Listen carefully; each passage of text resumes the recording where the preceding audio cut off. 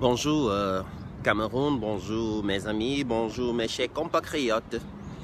Je voudrais agresser la réaction du ministre des Relations extérieures du Cameroun, je pense, Monsieur Mbella, je crois que c'est son nom, qui justement a fait cette erreur de convoquer l'ambassadeur des États-Unis pour le reprocher d'avoir donné la position du gouvernement américain concernant les prochaines élections.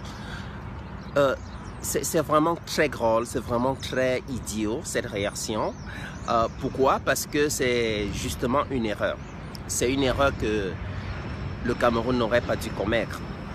Que pensez-vous que Donald Trump va faire maintenant?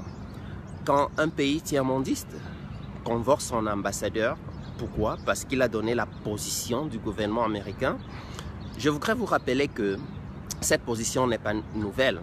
Que ce soit l'ambassadeur Neil Marquardt ou Janet Gavet, ils l'ont fait comprendre depuis que j'étais au Cameroun. Je me rappelle que la transition démocratique était nécessaire. C'est juste la première fois qu'un ambassadeur a dit clairement que Biya pourrait être reconnu et que les gens pourraient se rappeler de lui comme un Mandela s'il partait maintenant.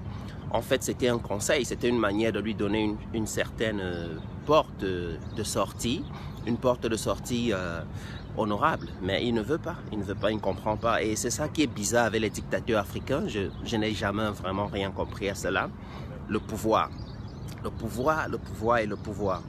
On leur donne une opportunité de pouvoir sortir, mais ils ne veulent pas. Mais bon, je pense que c'était une erreur, parce que maintenant, quand M. Trump, le président Trump, va apprendre que un pays tiers-mondiste, un shithole, comme il l'appelle, un shithole, je vous rappelle, c'est comme le trou d'un WC, le trou de la crime.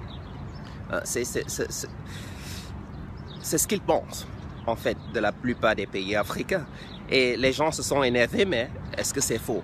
Quand vous voyez vraiment le Cameroun, qui dans les années, je me rappelle, dans les années 60, donnait l'aide à la Corée du Sud.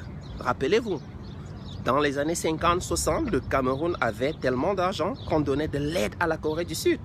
Pouvez-vous comparer la Corée du Sud au Cameroun? Pouvez-vous?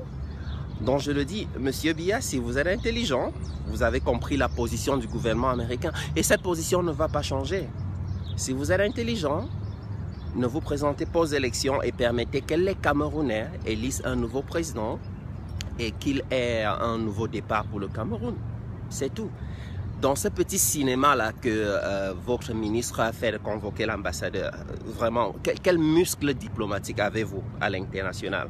Avez-vous jamais lu le rapport sur le Cameroun sur la page de la CIA?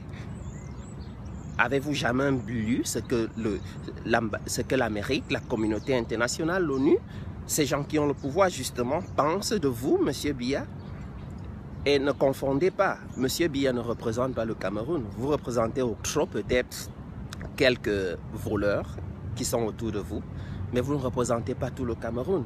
Regardez juste les anglophones. Regardez juste comment vous avez essayé de régler ce conflit. Où est le dialogue?